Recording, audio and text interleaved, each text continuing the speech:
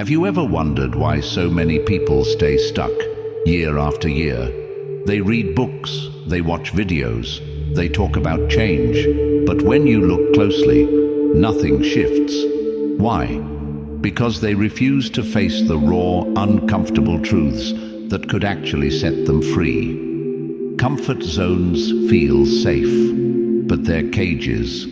Real freedom, real growth, begins the moment you stop sugarcoating life and start looking it dead in the eye. Today, I'm going to tell you 20 harsh truths, not to discourage you, not to shame you, but to liberate you, because once you accept these truths, life starts to move. Your mind sharpens, your actions align, and you stop wasting years chasing illusions. But here's the thing.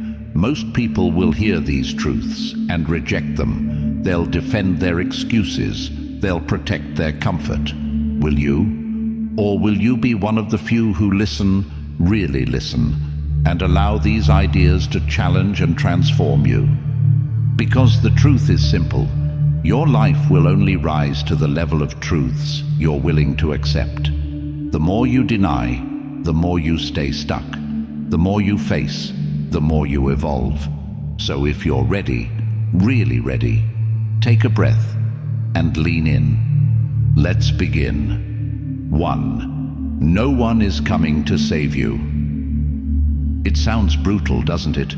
Almost too cold to accept. Because for most of our lives, we've been conditioned to believe that someone will. That one day, someone or something, a mentor, a relationship, a job opportunity, a stroke of luck, will swoop in and pull us out of our struggles, out of our pain, out of our dissatisfaction. Think about it. From childhood, we were often rewarded for waiting. Someone else would solve the problem. Someone else would tell us what to do. And when we grew up, we unconsciously carried that mindset into adulthood. We wait for external permission to change, for ideal circumstances to start, for the perfect moment to take action. But here's the truth. That moment never comes. Life is not a movie. There is no script where a hero enters stage left to rescue you from yourself. There is no scene where the universe suddenly delivers the perfect solution without you first becoming worthy of it through your own effort. The world responds to movement, not hope. It rewards action, not fantasy. The Stoics knew this deeply. Epictetus taught that freedom is found in recognizing what is within our control and what is not, and the arrival of a rescuer entirely outside your control, but your own will, your own discipline, your own decisions, that is yours. That is where true power lives. And yet, so many stay trapped in the opposite mindset. They wait, they hope, they tell themselves, when I have more money, then I'll pursue my dreams. When I meet the right person, then I'll feel worthy. When life gets easier, then I'll finally focus on my health. But all of that is avoidance. The hard truth is, you don't need permission to change. You don't need ideal conditions to act, and you certainly don't need saving. In fact, waiting for rescue is the very thing keeping you stuck. Because as long as you believe someone else must intervene, you give away your power. You delay responsibility.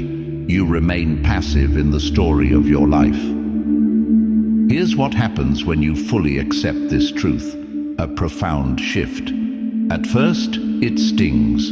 The idea that no one is coming can feel lonely. But on the other side of that sting is liberation. If no one is coming, then you no longer have to wait. You no longer have to seek approval. You no longer have to wonder when it will be your turn. It's your turn now, because your life is yours to claim. Look around. The people who grow, the ones who break free from cycles of mediocrity, are not those who waited. They are those who moved despite uncertainty, who took responsibility even when it felt unfair, who faced life with the mindset of, if I want a better life, I must build it, brick by brick. And this is where true Stoic resilience comes in. Marcus Aurelius wrote, "You have power over your mind, not outside events. Realize this, and you will find strength." He wasn't writing poetry, he was giving you the key. Your mind, your perspective, your actions. These are your tools. This is where freedom begins. So ask yourself now, where in your life are you still waiting? Where are you secretly hoping that someone or something will come and make it all easier? Identify it, see it clearly, and then choose. Choose responsibility, choose action, choose to be the force that transforms your life. Because when you stop waiting and start moving, you don't just survive, you lead, you rise, you become capable of things you never imagined. And perhaps most importantly, you become the very person you were hoping would save you. That's where your power lives. And it's been there all along, waiting for you to claim it. 2. Life doesn't care about your emotions. It responds to your actions. This is one of those truths that feels almost unfair when you first hear it. After all, we're emotional beings. We feel everything so deeply. Joy, sadness, frustration, disappointment, hope. And somewhere along the way, many of us came to believe that life should respond to those feelings. That if we feel sad enough, someone will comfort us. That if we feel stuck enough, the world will send us a sign. That if we feel deserving, success will arrive. But life is not moved by emotion alone. It moves in response to what you do. Reality is indifferent to your inner storms. It doesn't reward how much you cry or how frustrated you feel. It responds to effort. It responds to consistency. It responds to clarity of action. That can feel harsh, but it's also freeing, because it means you're not trapped by your emotions. You're not at the mercy of your moods. You can choose to act, even when you don't feel like it. And when you do, life begins to respond. Think about this. How many people do you know who live trapped by how they feel? They wake up tired, so they skip the gym. They feel anxious, so they avoid opportunities. They feel uninspired, so they stop creating. And day after day, life reflects that back to them. Not because it's cruel, but because that's the law of cause and effect. If you don't move, life doesn't move. If you don't plant, nothing grows. The Stoics taught this with absolute clarity. They didn't reject emotion, they acknowledged it, but they refused to be ruled by it. Marcus Aurelius wrote, "The impediment to action advances action. What stands in the way becomes the way." Notice, he doesn't say, "What you feel becomes the way." He speaks of action, because through action we shape the world, not through internal narratives alone. Now, this isn't to say emotions are bad. They're signals. They tell us what we value, what we fear, what needs attention. But they're not commands. They're not reasons to stay frozen. If you only act when you feel perfectly ready or motivated, you'll spend most of your life in a loop of hesitation. The key is to move anyway, to train yourself to act through discomfort, because over time, that discipline rewires your relationship to emotion itself. Here's something else to consider. Life is constantly responding to what you teach it through your habits. If you habitually retreat when anxious, life shrinks. If you push forward despite fear, life expands. The signals you send through action are what life echoes back, not the emotions you feel in private. And this is why Stoic discipline is so powerful. It teaches you to act with virtue and purpose, regardless of your emotional state, to show up with consistency, even when your mood wavers. And when you do this, something remarkable happens. Your emotions begin to align with your actions rather than dictate them. You start to feel more confident, more resilient, more grounded, not because life got easier, but because you became stronger. So ask yourself, where in your life are you waiting for emotion to lead? Are you waiting to feel motivated before starting that project? Are you waiting to feel ready before setting boundaries? Are you waiting to feel brave before pursuing growth?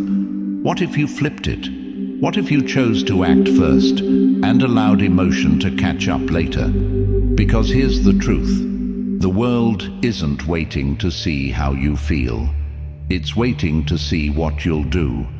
And when you start moving, when you start planting seeds through disciplined action, life begins to move with you. Not because it cares about your emotions, but because it respects cause and effect.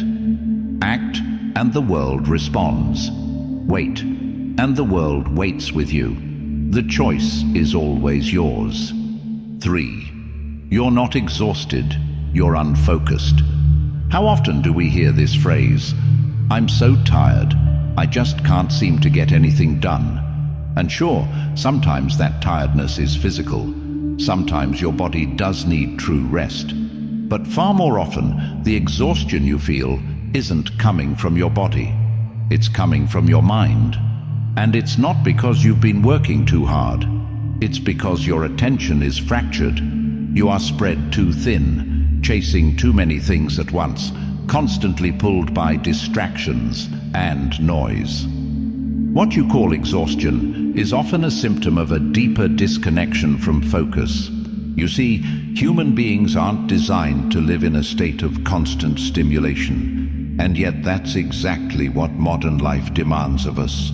Notifications, emails, social media, endless scrolling, multitasking, all of it divides the mind. It pulls you out of presence, out of clarity, out of flow. And when your attention is scattered, your energy leaks. You feel depleted, not because you've done too much, but because you've done too little of what actually matters. The Stoics would tell us, attend to what is within your control. Be deliberate in how you live.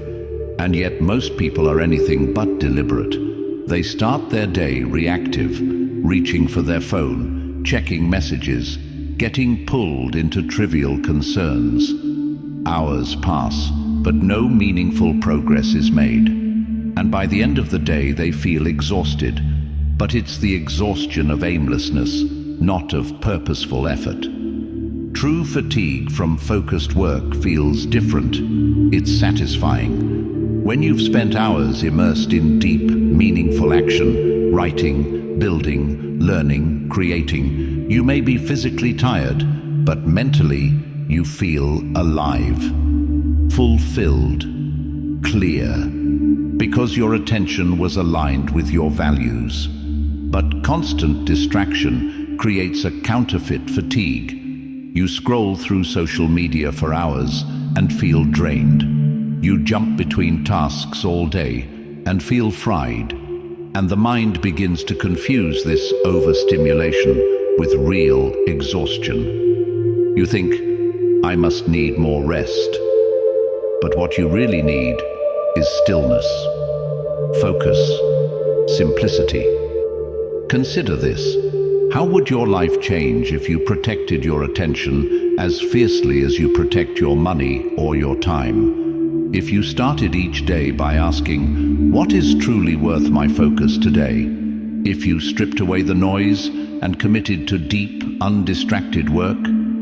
The truth is, most of the exhaustion people feel would dissolve, because when the mind is aligned, when focus is clear, energy flows naturally. This is why Stoics practiced not only mental discipline, but environmental discipline. They were intentional about what they allowed into their space and their mind, because they understood what you repeatedly focus on shapes not only your results, but your inner state. So I'll ask you now, where is your attention leaking? Are you trying to do too many things at once? Are you constantly interrupting yourself with distractions? Are you consuming more than you're creating? If so, Your fatigue is not a mystery. It's a consequence. And the solution isn't more caffeine or more sleep. It's clarity. It's the ruthless elimination of the trivial. It's the daily commitment to focused effort on what truly matters. Because when you do this, something powerful happens. Your so-called exhaustion begins to fade. Your mind sharpens. Your energy returns. Not because life got easier, but because you stopped scattering yourself and started living on purpose. Remember this: you are not as tired as you think. You are as distracted as you allow yourself to be. Reclaim your focus, and you'll reclaim your vitality. 4. Time is your only real wealth. You've heard this before, but have you really grasped it? Most people say they understand that time is precious, but when you look at how they live, it tells a different story. They guard their money, they chase status, they accumulate possessions. But time, they waste it freely as if it's endless. Hours lost to distractions, days spent on meaningless tasks, years gone in relationships and environments that drain them. And then one day, they wake up and realize the most valuable currency they ever had is gone. Here's the truth most avoid. Money can be earned, lost, and earned again. Status comes and goes. Even health can sometimes be restored. But time, once a moment passes, it is gone forever. You will never be 25 again. You will never be 35 again. You will never have this exact day again. And how you spend your time defines who you become, not what you claim to value. The Stoics were relentless about this. Seneca wrote in On the Shortness of Life that it is not that life is too short, it is that we waste so much of it. He said, it is not that we have a short time to live, but that we waste much of it. Most people live as if they will never die. They procrastinate. They put off their dreams. They act as though tomorrow is guaranteed, but it is not. And facing this truth doesn't create fear. It creates urgency. Because once you truly accept that time is finite, everything sharpens. You stop tolerating the mediocre. You stop wasting hours on things that add no value to your life.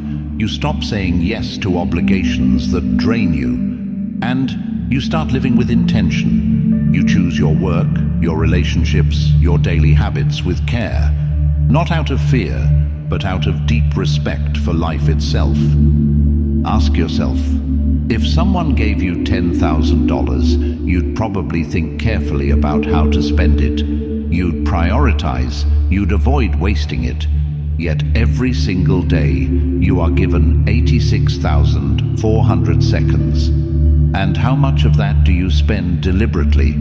How much of it do you guard from the trivial? One of the most life-changing shifts you can make is to start treating time like the irreplaceable asset it is. Imagine if every morning you woke up and thought, today is a non-renewable resource. I will never get this day again. How can I make it count? That mindset alone will transform how you live. And here's something even deeper. The quality of your time is more important than the quantity. Many people live long lives, but they spend those years in passive existence, trapped in habits, consumed by distraction, disconnected from purpose. Others may live fewer years, but their days are rich with meaning, presence, and contribution. The Stoic question is not, how long will I live, but how well will I use the time I am given? So where does this leave you? You can keep living like time is infinite, drifting through days, tolerating distractions, putting off what matters. Or you can wake up. You can recognize that your time is your life, and that how you spend your time is how you spend yourself. This truth is liberating, because once you own it, you reclaim power. You become ruthless with what you allow into your life. You prioritize what matters. You stop waiting for someday and start living today. Remember this, you will run out of time. That is inevitable. But whether you run out full of regret or full of life, that is your choice. 5. Growth requires discomfort. This is one of those truths that everyone says they understand, but very few truly embrace. We live in a world obsessed with comfort. Everywhere you look, there's an option to make life easier, faster, more convenient. Instant food, instant entertainment, instant gratification. And over time, this conditions people to believe that if something feels uncomfortable, it must be wrong. That if a path is hard, it's not meant for them. But the opposite is true. Growth, real, lasting growth, is only born through discomfort. Think about anything you've ever truly achieved.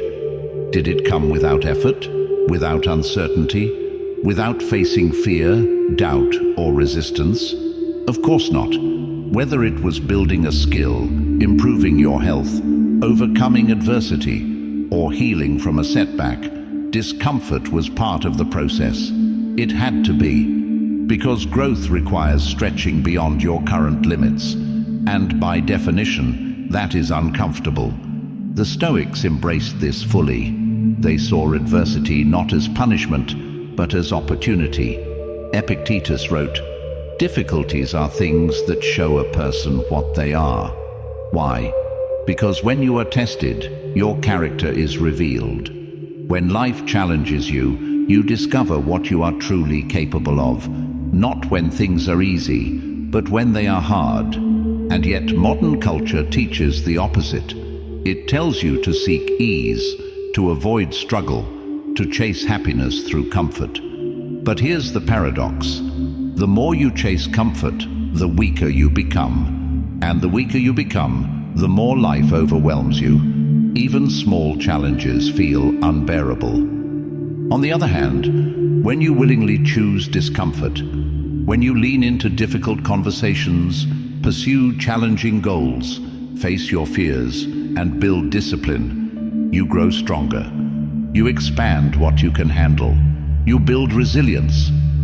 And that resilience gives you a deeper sense of confidence and peace than comfort ever could. Here's something to reflect on. What do most people regret later in life? It's rarely the discomfort they experienced. It's the opportunities they avoided because they were uncomfortable, the dreams they never pursued, the boundaries they never set, the truths they never spoke, all because they wanted to avoid temporary pain, and in doing so, they traded it for long-term regret. The Stoics remind us the obstacle is the way, not the thing to avoid, the thing to embrace. Because on the other side of discomfort is growth, new strength, new wisdom, new capacity. Every time you avoid discomfort, you shrink. Every time you face it, you expand. So ask yourself honestly, where are you avoiding discomfort right now? Is it a conversation you need to have? A goal you've been postponing? A truth you're afraid to face? A change you know you need to make? Here's the key. Stop waiting to feel ready.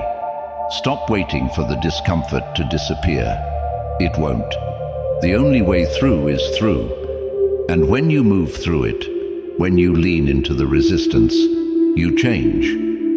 And here's the beauty. Discomfort is temporary, but growth is permanent. The pain of stepping outside your comfort zone fades, but the strength, the clarity, the confidence you gain, those stay with you.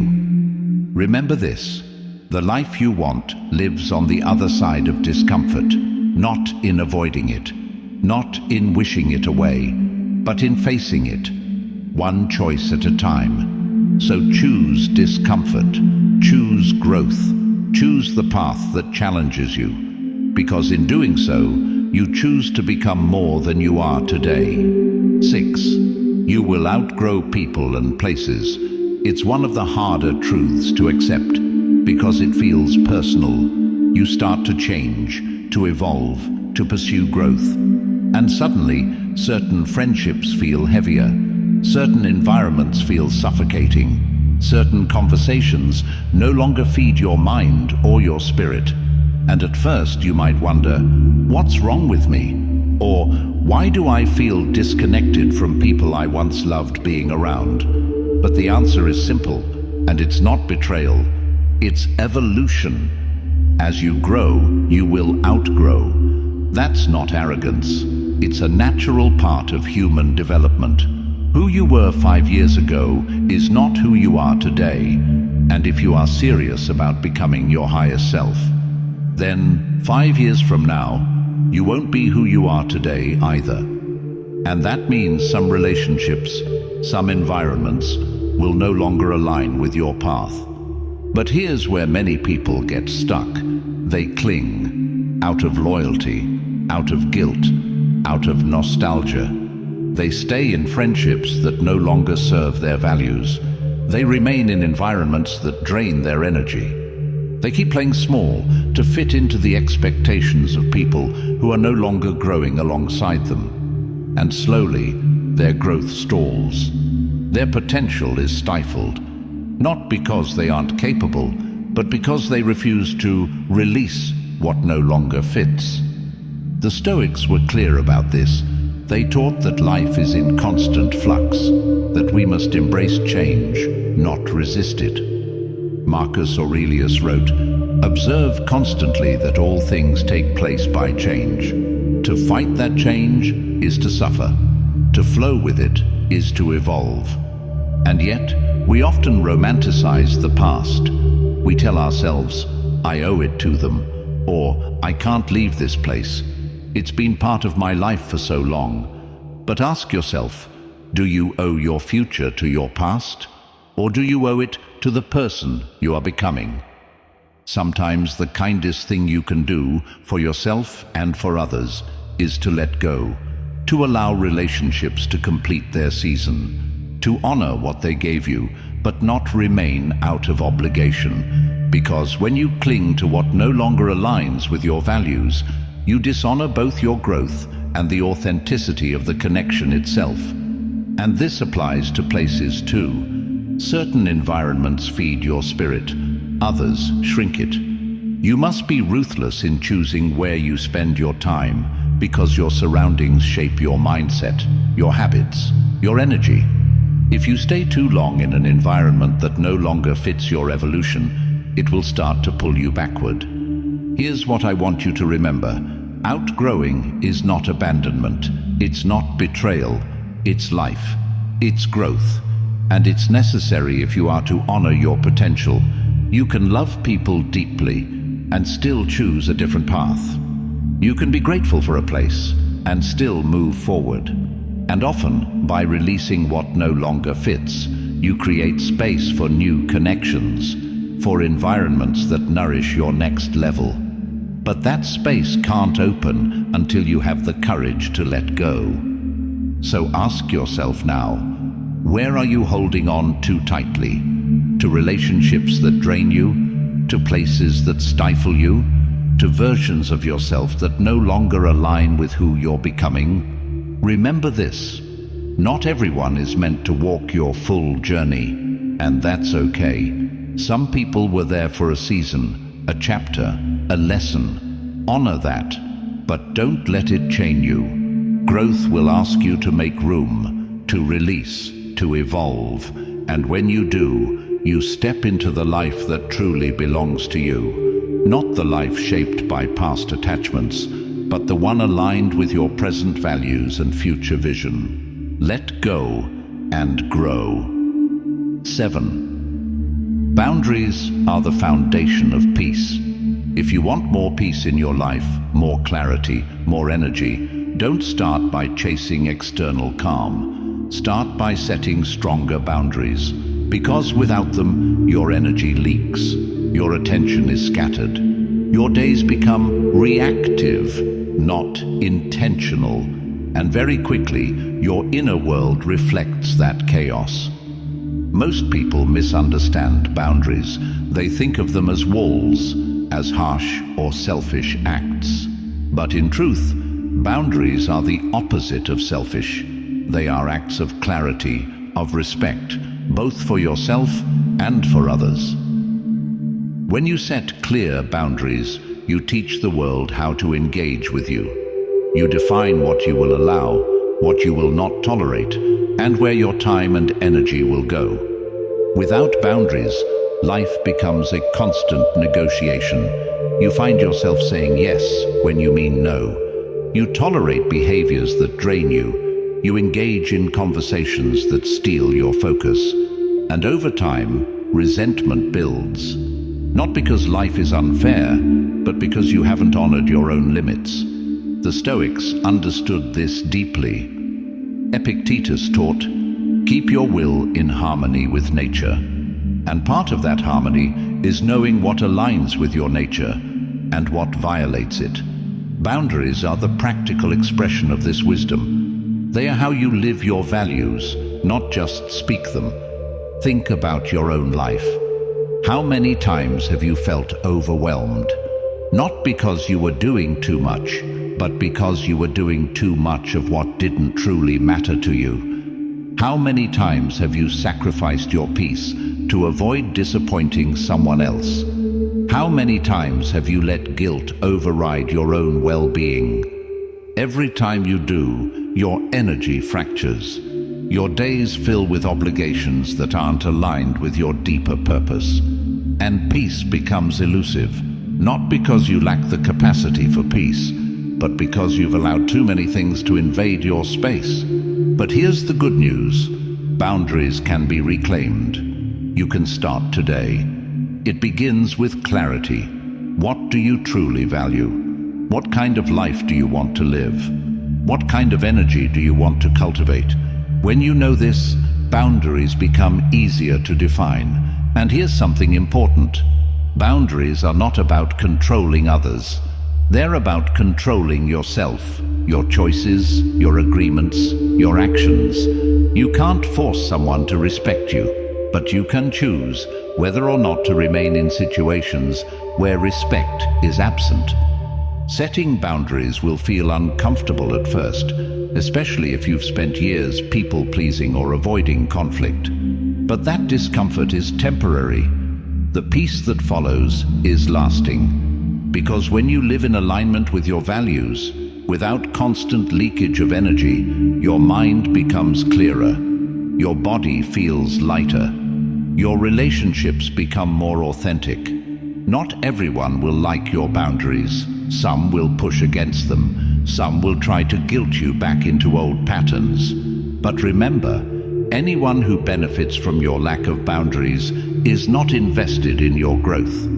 And your loyalty should always be to your highest self, not to comfort, not to approval. So I'll ask you now, where in your life do you need stronger boundaries? Where are you saying yes when you should be saying no? Where are you allowing your time, your mind, your energy to be consumed by things that do not serve your well-being? Remember this, peace is not something you find. It's something you create, and boundaries are how you build its foundation. Protect your space, guard your energy, honor your values, and you will find that peace is not somewhere out there. It is within you, waiting to be reclaimed. Choose it through the boundaries you set today. 8. You become what you repeatedly do. It's one of the most powerful truths you'll ever hear, and one of the easiest to ignore. Because on the surface, it sounds simple.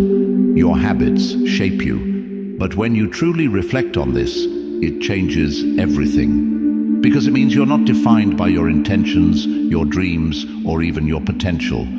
You are defined day by day by what you repeatedly choose to do. Look at your current life, your mindset, your body, your relationships, your skills, your level of peace. All of it is the cumulative result of your daily actions. Not the big, dramatic moments, but the small, often unnoticed choices you make every single day. Do you start your mornings with purpose or with distraction? Do you feed your mind with wisdom or with noise? Do you speak with intention or react out of impulse? Do you move your body or neglect it?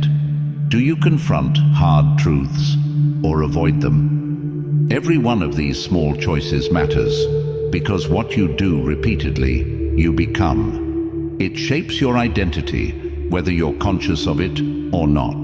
The Stoics were deeply aware of this. Marcus Aurelius reminded himself constantly, "You become what your thoughts make of you, and those thoughts are reflected in action." You cannot think yourself into a new life. You must act yourself into one. But here's where many people fall into a trap. They underestimate the power of small habits. They think, it's just one skipped workout. It's just one night of scrolling. It's just one negative conversation. But repeated once, twice, 100 times, and suddenly that small habit is your life. The same is true in reverse. One small act of discipline, repeated daily, rewires your mind. One daily choice to pursue growth compounds into transformation. One boundary enforced consistently reshapes your relationships. Identity is built not in grand gestures, but in the invisible architecture of daily behavior. This is why many people feel stuck. They chase external change, a new job, a new relationship, a new location, but bring the same habits, the same patterns with them. And unsurprisingly, they recreate the same life. Because the external cannot outpace the internal. Until your habits change, your life will not change. And the good news, this truth is incredibly empowering, because it means you don't need to overhaul your entire life overnight. You don't need to become perfect. You simply need to start acting in alignment with the person you want to become. One choice at a time. Want to be more disciplined? Start by keeping one small promise to yourself each day. Want to be more confident? Start by taking one action that challenges your fear daily. Want to be more peaceful? Start by practicing one moment of presence daily. Over time, repetition builds identity. The more you act like the person you wish to become, the more you become that person. It's not magic, it's alignment. So ask yourself now, what are you currently becoming? If someone observed your habits, your routines, your speech, your focus, what would they predict about your future? Would they see alignment with your highest values? Or would they see drift, distraction, and avoidance? And if the answer isn't what you want, good. That awareness is power, because from this moment forward, you can choose differently. You can design your habits to reflect your values, not your impulses. You can become intentional, not accidental. Remember this, you are not your potential. You are not your intentions. You are what you repeatedly do. Choose wisely, because your future is being written in your daily actions. 9. Most people don't care, and that's your freedom. It's a liberating truth once you fully accept it. Most people are not thinking about you as much as you think they are. They're not obsessing over your mistakes. They're not replaying your awkward moments. They're not analyzing your every move. Why? Because they're consumed with their own lives, their own worries, insecurities, and struggles. And yet, so many of us live trapped by the illusion of constant judgment. We hesitate to speak up in a meeting because we fear what others might think. We avoid pursuing a passion because we're worried someone will criticize. We wear masks to fit in, sacrificing authenticity for approval that was never being withheld in the first place. But here's the truth. Most people aren't watching you closely enough to care. And the few who do, their opinions change like the wind, fleeting, inconsistent, based more on their own inner state than on any objective truth about you. The Stoics taught this with clarity. Marcus Aurelius reminded himself, "You have power over your mind, not outside events. Realize this, and you will find strength. The opinions of others? Outside your control. The narrative you hold in your own mind? Entirely within your control." But modern life reinforces the opposite. Social media thrives on perceived judgment.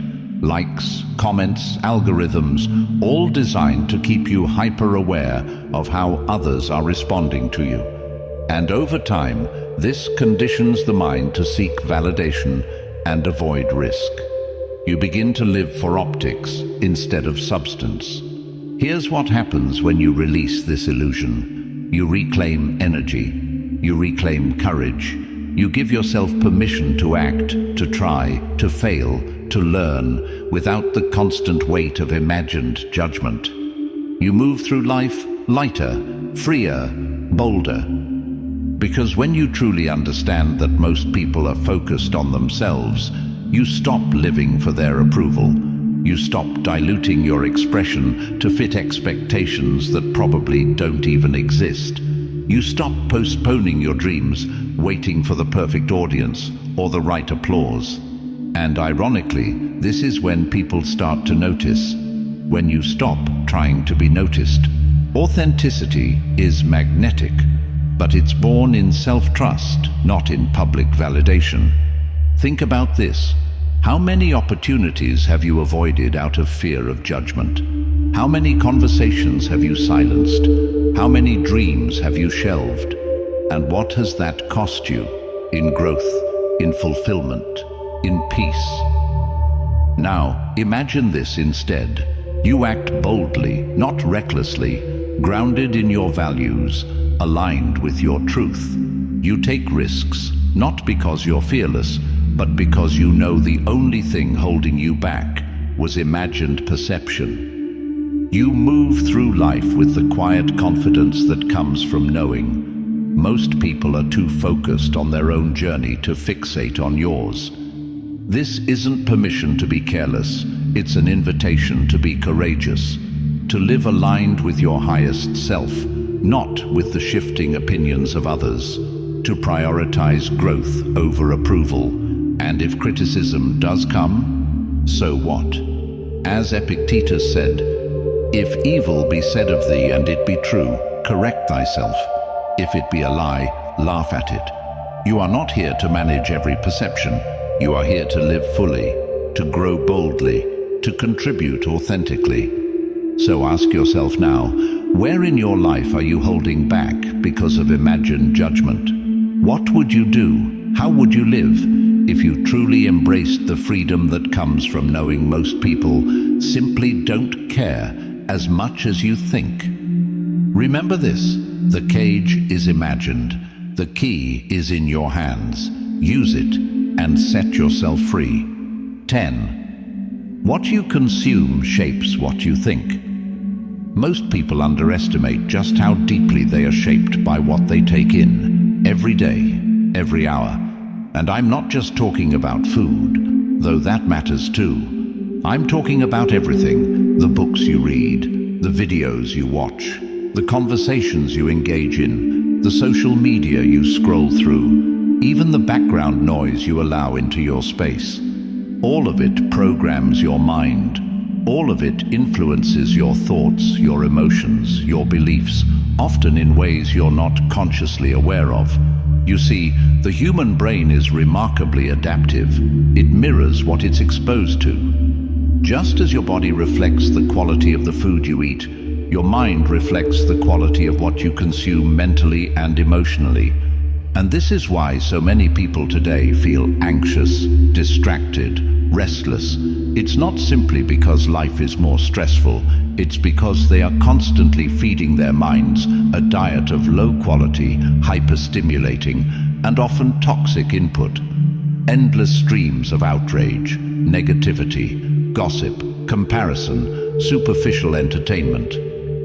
You can't expect to feel grounded, focused, and wise if you are constantly absorbing content that promotes the opposite. You can't expect clarity if your mind is overloaded with noise. Garbage in, garbage out. It's that simple.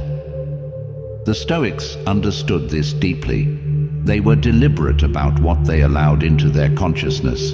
Marcus Aurelius wrote, "The things you think about determine the quality of your mind. Your soul takes on the color of your thoughts." In other words, you become what you dwell on, and what you dwell on is largely determined by what you consume. Look around at your life. What fills your mental diet? Are you regularly reading works that challenge and expand your thinking? Are you engaging in conversations that elevate you? Are you consuming media that deepens your understanding of the world, or that simply distracts and drains you? This is not about moral superiority, it's about mental hygiene. Just as you wouldn't eat junk food every day and expect to feel physically strong, you can't feed your mind junk and expect to think clearly or live wisely. And here's something else. Consumption is not neutral. Everything you take in either strengthens your mind or weakens it. It either brings you closer to the person you want to become or pulls you further away. There is no neutral input. This is why a disciplined media diet is one of the most powerful forms of self-respect. It's not about avoiding reality. It's about choosing what deserves space in your consciousness. It's about filtering ruthlessly, guarding your mental environment with the same care you would give to your physical environment. Imagine this. If your mind were a garden, what are you planting in it daily? Seeds of wisdom, curiosity, courage, or weeds of fear, comparison, distraction? The harvest you reap tomorrow depends on what you plant today. So I'll challenge you now, audit your inputs. Look at what you consume, not occasionally, but repeatedly, and ask, is this helping me become wiser, stronger, more peaceful? Or is it feeding anxiety, distraction, and small thinking? And remember, you have more control than you think. You can choose to curate your environment. You can choose to limit what drains you and increase what nourishes you. You can design a mental diet that supports your highest values. Because in the end, what you consume shapes what you think, and what you think shapes who you become. Choose your inputs. Choose your future. 11. Discipline will take you where motivation can't. Here's a common trap that keeps people stuck. They believe they need to feel motivated in order to act. They wait for inspiration. They chase the perfect mood. They tell themselves, when I feel ready, then I'll start. But the truth is, motivation is fleeting. It's a spark, not a fuel source. If you rely on it, you'll remain inconsistent, because no one, not even the most successful people you admire, feels motivated all the time. What separates those who build an extraordinary life from those who merely dream about it isn't motivation. It's discipline. It's the ability to show up consistently, especially when you don't feel like it. To do the work when no one is watching. To honor your commitments on the hard days, not just the easy ones. The Stoics understood this well. They didn't glamorize passion or hype. They valued steadiness. Seneca wrote, "We suffer more in imagination than in reality," meaning the mental resistance to action is often greater than the action itself. The antidote? Discipline, taking the next right step, regardless of how you feel. Now let's be clear. This isn't about becoming robotic or denying your emotions. It's about mastering your relationship with them. It's about recognizing that feelings are visitors. They ebb and flow. But discipline is a choice you can make again and again, regardless of what mood shows up that day. Think about any area of your life where you've made real progress. Did it happen because you were constantly motivated? Or because even on the off days you kept moving forward? The writer who finishes a book didn't do it because they were inspired every morning. They did it because they wrote, even when the words came slowly. The athlete who transforms their body didn't do it because they loved every workout. They did it because they trained when it was inconvenient. The entrepreneur who builds a thriving business didn't do it because every day felt exciting. They did it because they showed up through uncertainty, setbacks, and boredom. This is the difference discipline makes. It builds momentum. Each time you act in alignment with your goals, regardless of how you feel, you strengthen self-trust. You teach yourself that you can be counted on, and that creates an inner confidence no external motivation can replicate. Here's the irony. When you stop waiting for motivation and start building discipline, you often feel more motivated, because momentum breeds energy. Action creates clarity.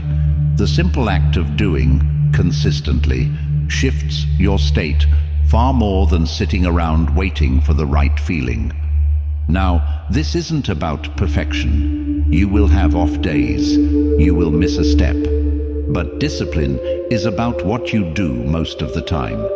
It's about returning to the path quickly when you drift.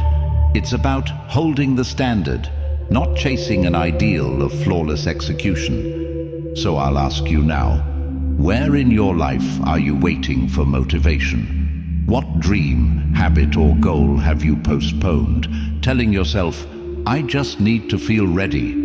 And what would change if you stopped waiting? If you committed to disciplined, consistent action starting today. Remember this, motivation is nice when it's there, but it is unreliable. Discipline, on the other hand, is freedom. It liberates you from the tyranny of fleeting emotions. It empowers you to create a life of substance and integrity. So choose discipline, build it one small act at a time, and watch how far it takes you, far beyond what motivation alone ever could. 12. You don't have to control everything to be at peace. It's natural to want control. We seek it in our routines, in our relationships, in our future plans. There's a part of the mind that believes, if I can just control all the moving parts, then I can finally relax. Then I'll feel safe. But here's the paradox. The more you try to control, the more anxious you become, because life by its very nature is unpredictable. You can't control other people. You can't control outcomes. You can't control every twist and turn of your journey. And the harder you grip, the more life resists. You start micromanaging situations. You obsess over what people think. You replay conversations, trying to edit them in your mind. You future trip, worrying about scenarios that haven't even happened. And in doing so, you exhaust yourself, mentally, emotionally, spiritually. The Stoics saw this clearly. Epictetus taught, some things are in our control and others are not. Wisdom lies in knowing the difference, and peace lies in aligning your effort with that wisdom. This doesn't mean passivity. It doesn't mean resignation. It means you do your part, fully, diligently, but you release attachment to what is beyond your influence. You take responsibility for your actions, your mindset, your integrity, and you allow life to unfold as it will. Think of it like this. Trying to control life is like trying to hold water in your fist. The tighter you squeeze, the more it slips through your fingers. But when you open your palm, the water can rest naturally. In the same way, when you release the compulsion to control, life flows more freely. You move with it rather than against it. This is especially vital in relationships. You cannot control how others think, feel, or behave. You can communicate clearly. You can set boundaries. You can act with integrity. But beyond that, their responses are their responsibility. When you try to control others, to force them to change, to make them see things your way, you create tension and frustration. But when you release that need, You create space for genuine connection, for acceptance, for peace. And this applies to your own journey as well. You won't control every outcome. Some plans will fall apart. Some efforts won't bear fruit in the way you expected. And that's okay. What matters is that you act in alignment with your values, not that you guarantee a certain result. Peace isn't found in having everything go your way. It's found in knowing that no matter what happens, you can handle it. That your worth isn't tied to external outcomes. That your serenity comes from within, not from perfect circumstances. Ask yourself, where in your life are you gripping too tightly? What are you trying to control that isn't yours to control? And what would shift if you released that grip?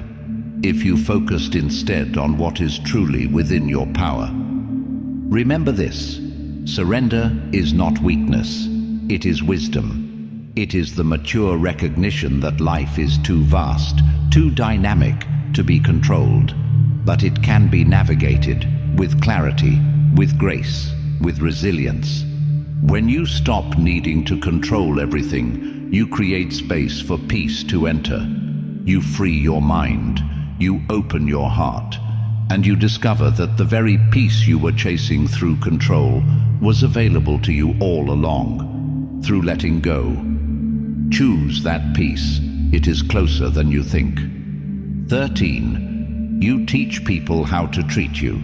It's one of the most empowering and confronting truths in life. You might not always be able to control how someone behaves, but you absolutely control what you tolerate through your actions, your words, your boundaries, or your lack of them. You teach others what is acceptable in your world. And this teaching happens constantly, whether you're aware of it or not. Every time you allow disrespect to go unchecked, you teach someone that you'll accept it. Every time you overextend yourself without setting limits, you teach others that your time and energy are freely available.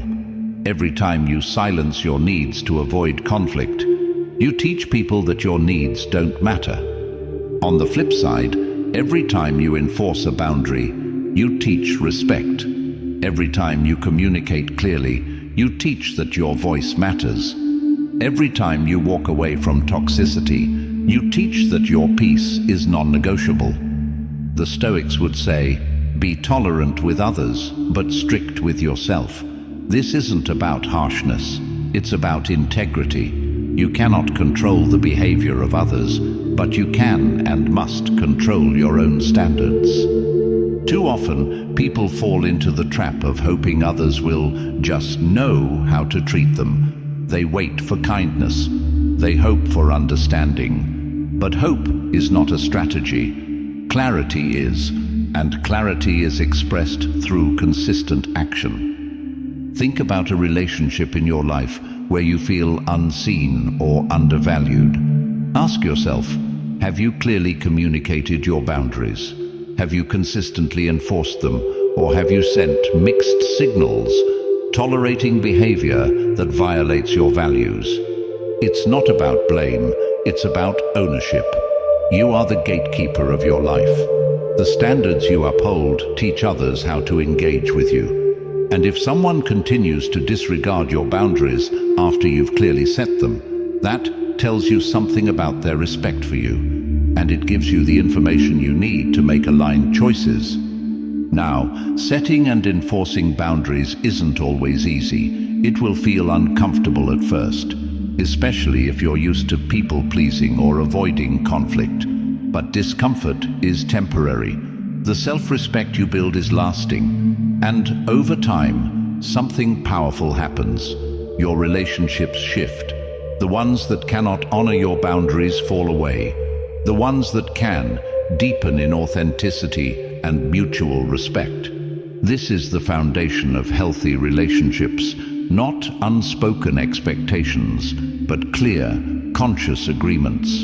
And it starts with you. When you respect yourself enough to uphold your boundaries, you invite others to do the same. You model self-worth. You embody integrity. So ask yourself now, where in your life have you been teaching the wrong lessons? Where have you tolerated behavior that drains you? Where have you failed to enforce your own standards? And more importantly, what can you choose today to begin teaching new lessons? Lessons rooted in respect, clarity, and self-worth. Remember this: people will rise or fall to the standards you consistently uphold. Teach them well, not through demands, but through your example, through the quiet, unwavering message your boundaries send. This is how I honor myself, and I expect nothing less from those around me. Choose that level of self-respect, teach it, and watch how your life transforms. 14. Most advice reflects the speaker, not the truth. In a world overflowing with opinions, books, podcasts, social media, endless voices telling you what to do and how to live, it's easy to forget one essential truth. Most advice says more about the person giving it than it does about universal truth. People speak from their own lens, shaped by their upbringing, their wounds, their beliefs, their limitations, their values, their fears. They project what worked for them, or what they think would work for them, or sometimes what they wish they had the courage to do themselves. And if you absorb advice without discernment, you risk living a life that isn't truly yours. The Stoics were clear on this. Epictetus taught, "Know first who you are, and then adorn yourself accordingly." In other words, cultivate self-knowledge before adopting the opinions of others. Without this grounding, you become easily swayed, chasing conflicting advice, constantly doubting yourself, losing touch with your inner compass. And this is everywhere today. One person says, "Quit your job and follow your passion." Another says, "Stay practical and play it safe." One says, "Discipline is everything." Another says, "Flow with life and surrender." Who is right? It depends on who they are, where they are in life, and what they value. This doesn't mean advice is useless. On the contrary, wisdom often comes from learning from others. But it requires discernment. You must filter advice through the lens of your own values, your current season of life, your unique path. What works for someone else, even if they're wildly successful, might be completely misaligned for you. Here's where people get stuck. They assume that because someone speaks with confidence, their advice must be truth, or because someone is accomplished in one area, their views must be applicable in all areas. But confidence is not wisdom. Success in one domain does not equal mastery in all domains. And sometimes advice is projection in disguise. A person who gave up on their dreams may urge you to be realistic, not because it's best for you, but because it soothes their own regret. Someone who thrives on risk might push you toward recklessness, not because it aligns with your values, but because it validates their own identity. This is why self-knowledge is your greatest filter. The more you know who you are, your core values, your vision, your priorities, the easier it is to discern which advice resonates and which doesn't. You no longer take every opinion as gospel.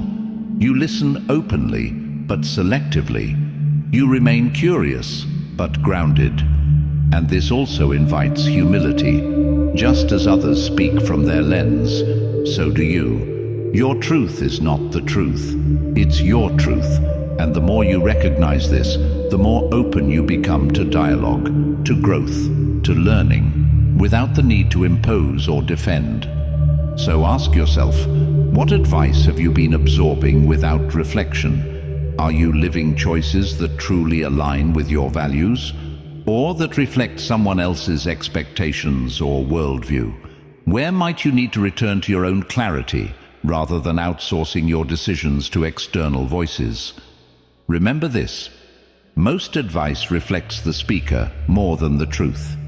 Filter wisely, ground yourself deeply, and live from your own alignment, not from borrowed beliefs. Because in the end, your life is yours alone. Choose to shape it consciously. 15. Overthinking is a form of self-sabotage.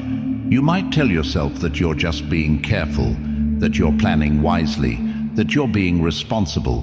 But if you're honest, deep down, you know when thinking crosses the line into overthinking. You know when it stops serving you and starts paralyzing you. And here's the hard truth: overthinking isn't wisdom. It's a defense mechanism, a way to avoid action, a way to stay in the illusion of safety. Because as long as you're thinking about the decision, you don't have to make the decision. As long as you're analyzing every possibility, you don't have to risk failure. As long as you're spinning scenarios in your head, you don't have to face the discomfort of the unknown. But here's what that costs you: momentum, progress, clarity. Because clarity doesn't come from thinking alone. It comes from doing, from taking a step, seeing the result, adjusting and learning. Action refines thinking, not the other way around. The Stoics understood this deeply.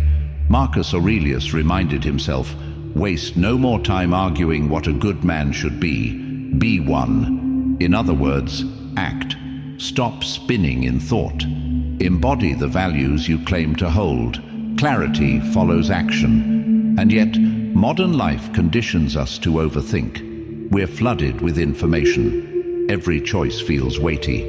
We fear making the wrong move, so we endlessly research, analyze, compare, hesitate. But life isn't lived in theory. It's lived in motion. And here's something few people realize. Overthinking often disguises deeper fears: fear of judgment, fear of imperfection, fear of loss. The mind convinces you that more thinking will bring certainty.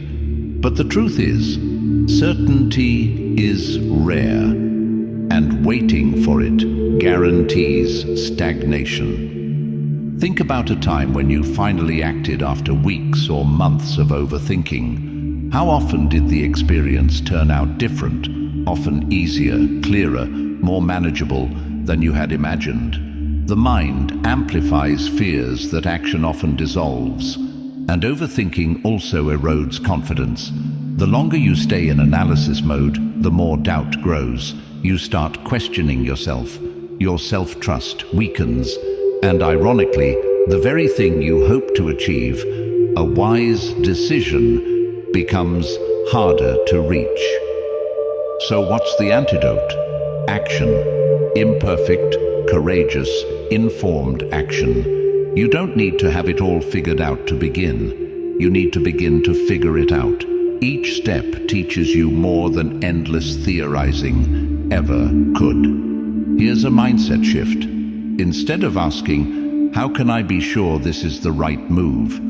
ask, "What is the next best step I can take with what I know now?" And then take it, evaluate, adjust, move again. This is not recklessness, it's wisdom in motion. Because life rewards those who are willing to engage with it directly, not just think about it from the sidelines. So I'll ask you now, where are you stuck in overthinking? What decision, action, or conversation have you been postponing, telling yourself you just need a little more time to figure it out? And what would shift if you chose action instead? Remember this: overthinking is a form of self-sabotage. It convinces you that you're being productive when you're actually avoiding life.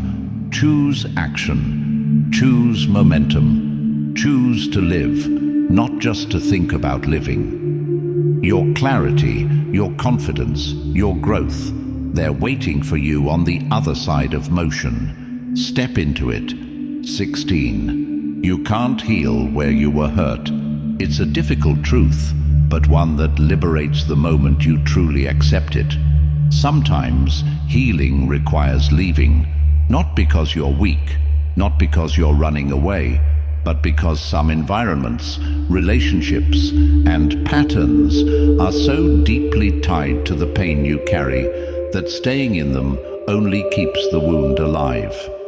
Here's what happens when you remain in the same place, physical or emotional, where the hurt occurred. Your nervous system is constantly reminded of it. The sights, the sounds, the dynamics, even subtle cues, they all reinforce the story of the wound. You might tell yourself, "I can handle it," or "I'm stronger now." But if the environment still triggers the same emotional responses, it makes true healing nearly impossible. The Stoics understood this in their own way. They taught that while external events are beyond your control, you must be wise about what you expose yourself to. You wouldn't knowingly walk through fire expecting not to be burned. In the same way, remaining in toxic environments out of stubbornness or misplaced loyalty only prolongs your suffering. Now, this doesn't mean blaming the environment for all your wounds. Healing is your responsibility. But it also means being honest about what supports your healing and what undermines it. Sometimes, despite your best efforts, a relationship remains unsafe, a job remains depleting, a city remains a source of anxiety. And in those cases, the bravest, wisest act is to step away. Think about it like this. Healing is like planting a seed. For that seed to grow, it needs fertile soil. If you plant it in rocky, toxic ground, no matter how much sunlight you give it, it will struggle to thrive. The same applies to your own growth. You need environments that nourish your peace, your resilience, your sense of possibility, not ones that constantly reopen old wounds. Many people resist this truth. They stay where they were hurt out of guilt, obligation, or the hope that things will change. But healing isn't about forcing others to change. It's about taking ownership of your well-being. And sometimes that means making hard choices, walking away from what is familiar but unhealthy. And here's the deeper truth. Leaving doesn't mean erasing the past. It means creating space for a new future. It means giving yourself the gift of a fresh environment where new patterns can form, where new parts of yourself can emerge. You don't heal by endlessly revisiting the same cycle. You heal by stepping into new cycles that reflect who you are becoming.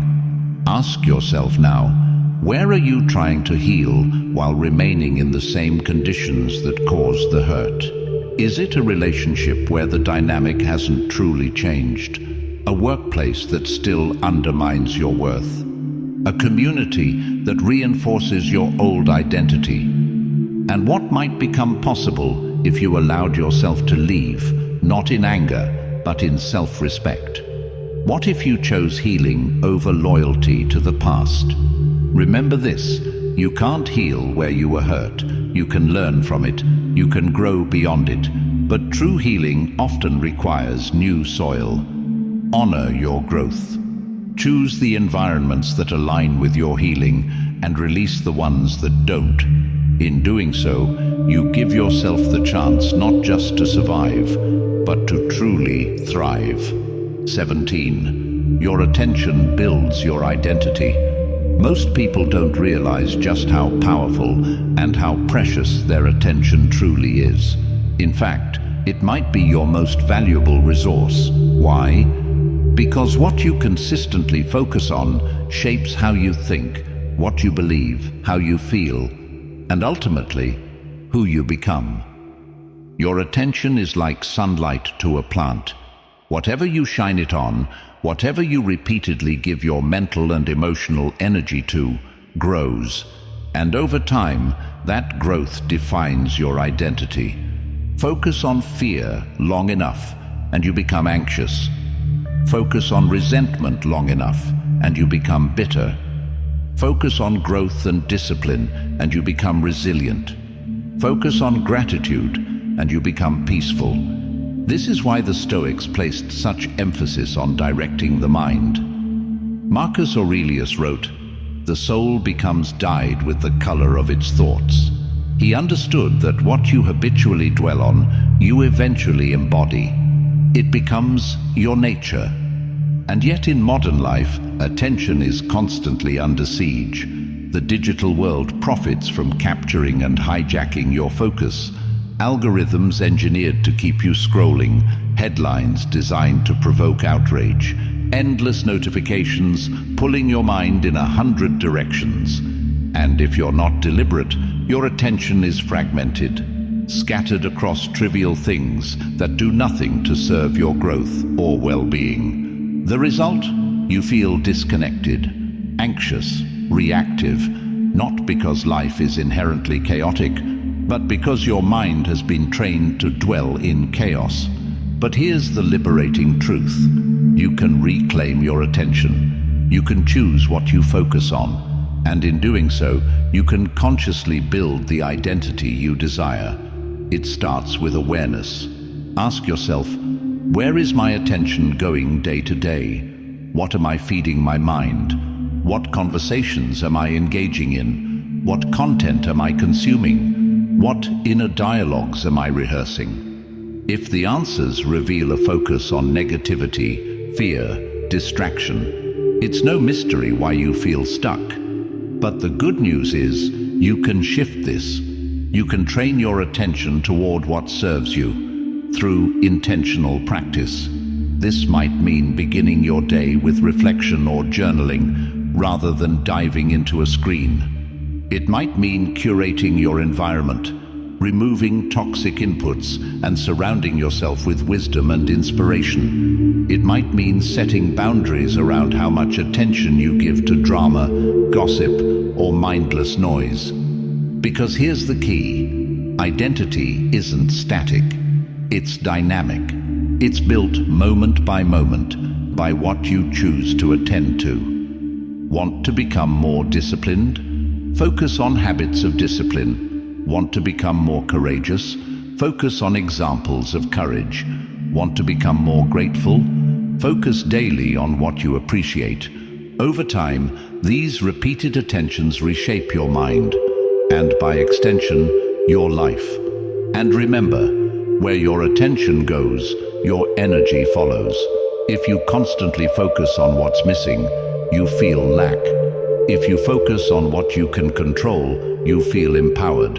If you focus on opportunity, you feel motivated. So I'll ask you now, are you using your attention to build the identity you desire? Or are you unintentionally reinforcing the very patterns you want to escape? Reclaim your focus. Direct it with intention. Because what you feed grows, and your future self is being built by what you focus on today. Choose wisely. You are shaping who you are with every moment of attention you spend. 18. Confidence comes from consistency, not comfort. So many people chase confidence. They want to feel bold, assured, unstoppable. They think if they can just feel more confident, they'll finally take the big leap, pursue the dream, speak their truth. But here's what they miss. Confidence isn't something you magically feel first. It's something you earn through consistent action, through showing up over and over again, even when it's uncomfortable. And this is where most get stuck. They wait for comfort. They think, when I'm more ready, when I'm less afraid, when things are more certain, then I'll act. But life doesn't work that way. Confidence is not born from sitting in safety. It's forged in motion, in risk, in doing the hard things before you feel fully prepared. The Stoics knew this deeply. They didn't believe in waiting for ideal circumstances. They believed in virtue through action, in showing up with integrity regardless of external conditions. Marcus Aurelius wrote, "You have power over your mind, not outside events. Realize this, and you will find strength. In other words, stop waiting for external certainty or internal comfort. Build strength through what you choose to do. And here's the key: confidence compounds. Every time you keep a promise to yourself, even a small one, you send a signal to your mind. I can trust myself. Every time you do what you said you would do, even when it's hard, you reinforce that trust. And over time, this self-trust becomes unshakable confidence. Not arrogance, not bravado, but deep inner knowing. I can handle what comes.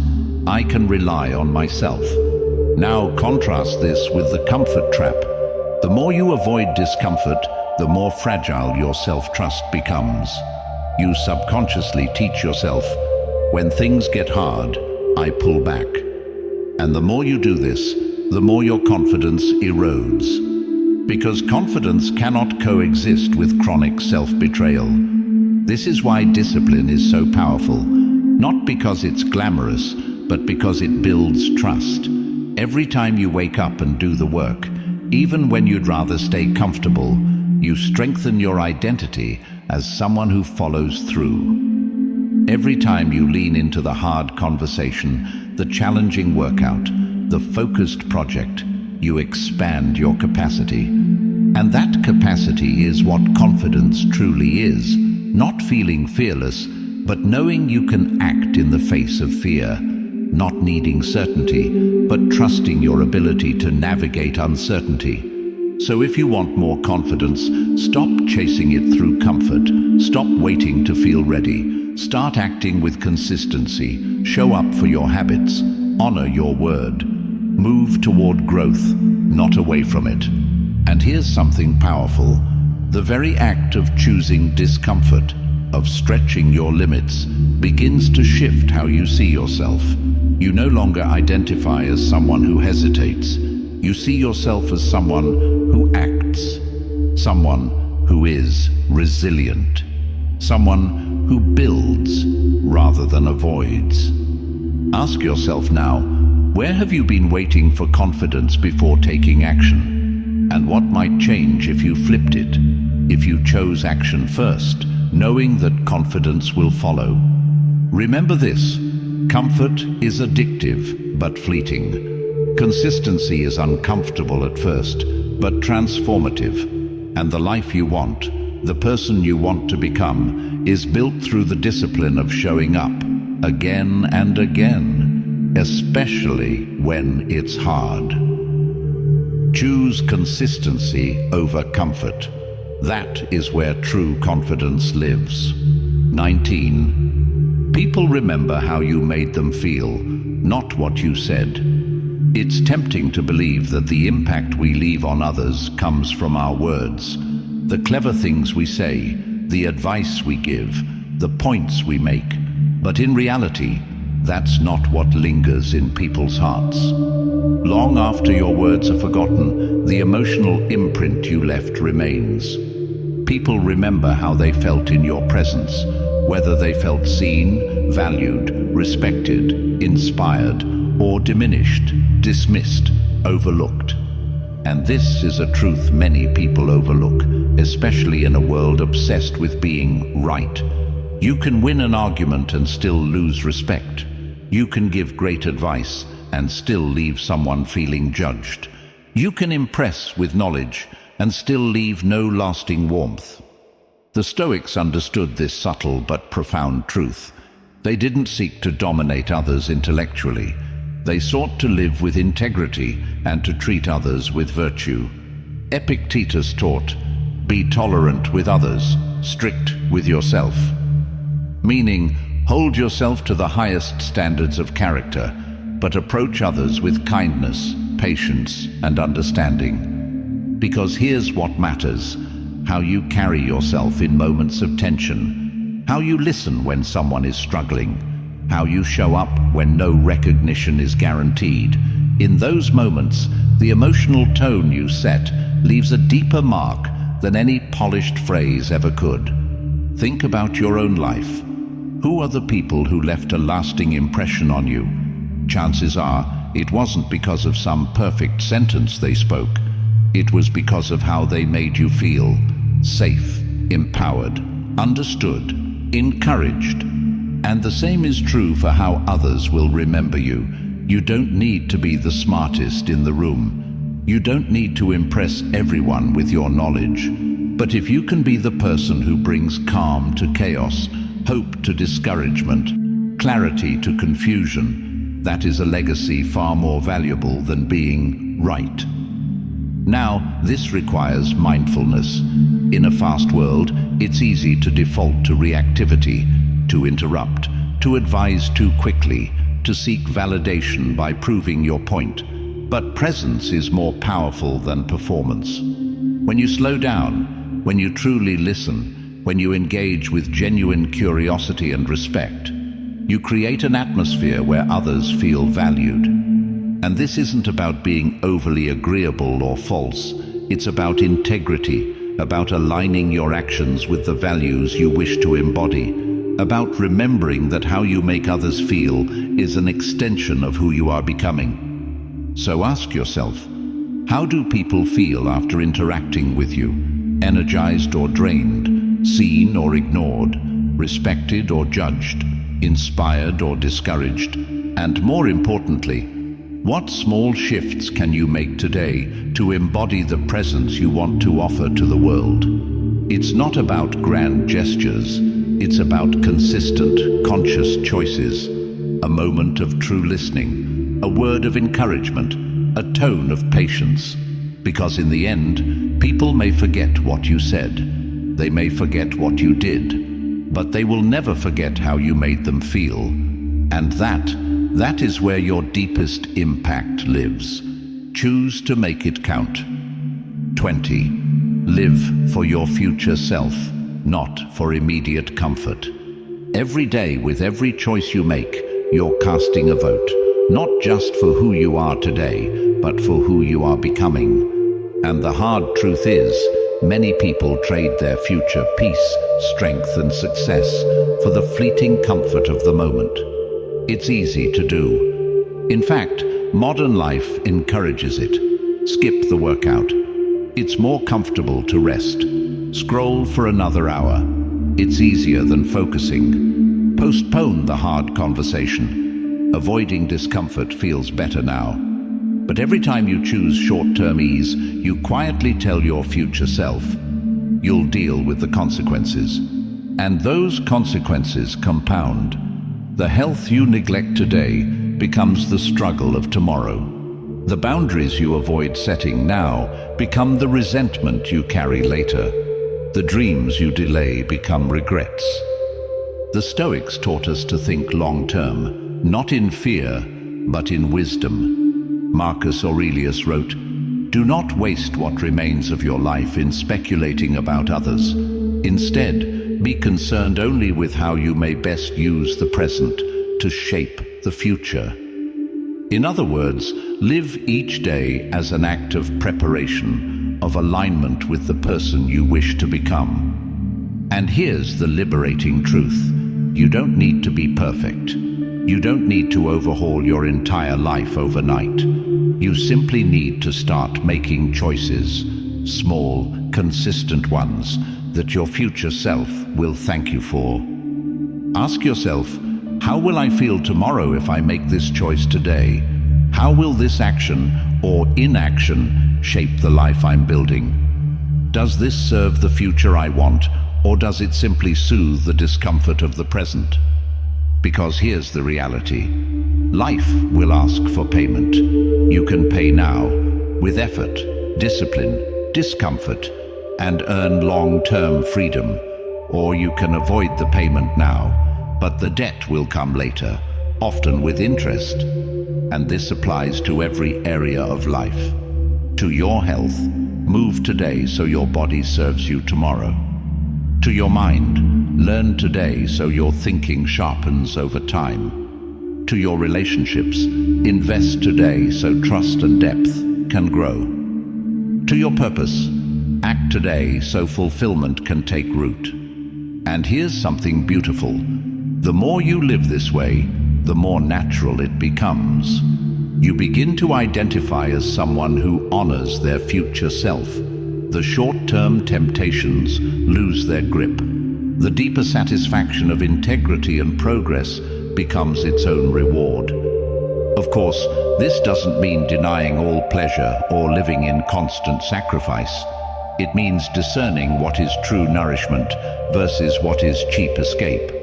It means asking, will this choice move me toward the life I want, or away from it? So I'll ask you now, what is one area where you've been prioritizing immediate comfort over long-term growth? And what is one choice you can make today, however small, to shift that pattern? Because in the end, your future self will live with the results of today's decisions. You can choose to make those results a source of pride, not regret. Live today for who you want to become. Choose discipline over ease. Choose alignment over avoidance. Choose the life that 1 year from now, 5 years from now, will make you pause and say, I'm grateful for who I chose to be. That is the path of wisdom. That is the path of true freedom. So now you've heard them, 20 harsh truths. Some of them might have felt uncomfortable. Some might have resonated deeply. Others might challenge the way you've been living. And that's exactly the point. Because truth, when it's real, doesn't coddle you. It calls you higher. It strips away illusions. It confronts you with what you need to face, not what you wish were true.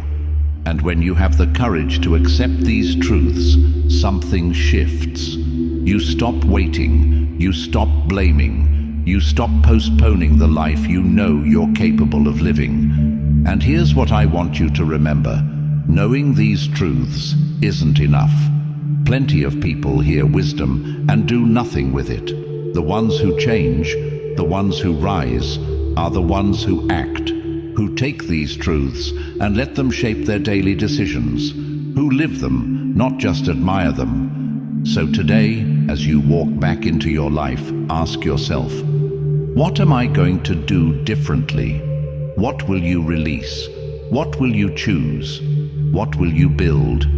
Because in the end, no one is coming to save you. Life won't wait for your motivation. Time is slipping by, one moment at a time. But you are here.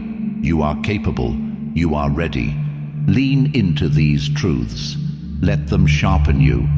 Let them guide your next step. And as you do, you'll find something powerful. Freedom. Not the shallow freedom of avoiding discomfort, but the deep, unshakable freedom that comes from living with clarity, with discipline, with purpose. And if you found value in this episode, if it stirred something in you, I invite you to stay connected. Subscribe, share this with someone who needs it, and keep returning to the path. Because growth is not a one-time event, it's a lifelong choice. Choose it, starting now.